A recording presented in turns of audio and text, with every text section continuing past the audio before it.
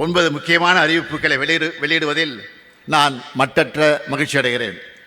முதல் அறிவிப்பு, மாநில அரசு விடுதலை போராட்ட வீரர்களுக்கு தற்போது வழங்கி வரக்கூடிய மாதாந்திர ஓய்வூதியம் 22,000 ரூபாயாக உயர்த்தி வழங்கப்படும். இரண்டாவது அறிவிப்பு, மாநில அரசு விடுதலை போராட்ட தியாகிகளின் குடும்பங்களுக்கு தற்போது வழங்கி வரும் மாதாந்திர குடும்ப ஓய்வூதியம் 12,000 ரூபாயாக உயர்த்தி வழங்கப்படும்.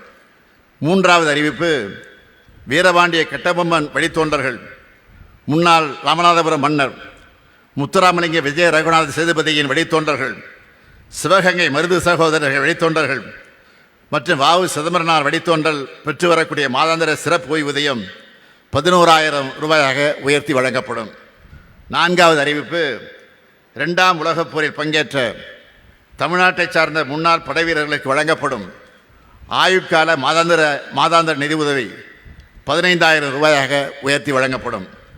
ஐந்தாவது அறிவிப்பு, 2ஆம் உலகப் போரில் பங்கேற்ற வீரர்களின் கைம்பெண்களுக்கு வழங்கப்படும் ஆயுட்கால மாதாந்திர நிதி உதவி 8,000 ரூபாயாக உயர்த்தி வழங்கப்படும்.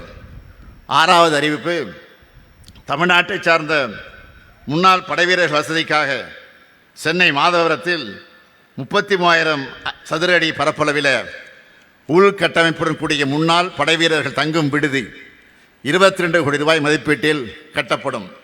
ஏழாவது அறிவிப்பு, தமிழ்நாட்டின் மலைப்பகுதியில் செயல்படுத்தப்படும் கட்டணமில்லா விடியல் பயண திட்டம் மாற்றுத்திறனாளிகளுக்கும் விரிவுபடுத்தப்படும். எட்டாவது அறிவிப்பு, ஓட்டுநர் பயிற்சி பெற மாநில அளவில் ஒரு பயிற்சி மையம், மண்டல அளவில் 2 பயிற்சி மையங்கள் மற்றும் மாவட்டத்திற்கு ஒரு ஓட்டுநர் பயிற்சி பள்ளி ஆகியவை தொடங்கப்படும்.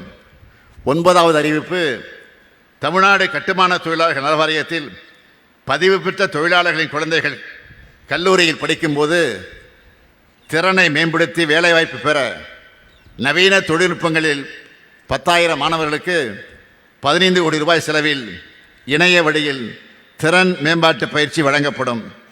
இந்த 9 அறிவிப்புகளும் விரைவில் செயல்படுத்தப்படும்.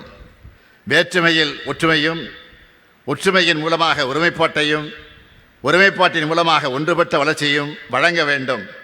ஒன்றுபட்ட வலிமையே நாட்டின் வலிமை.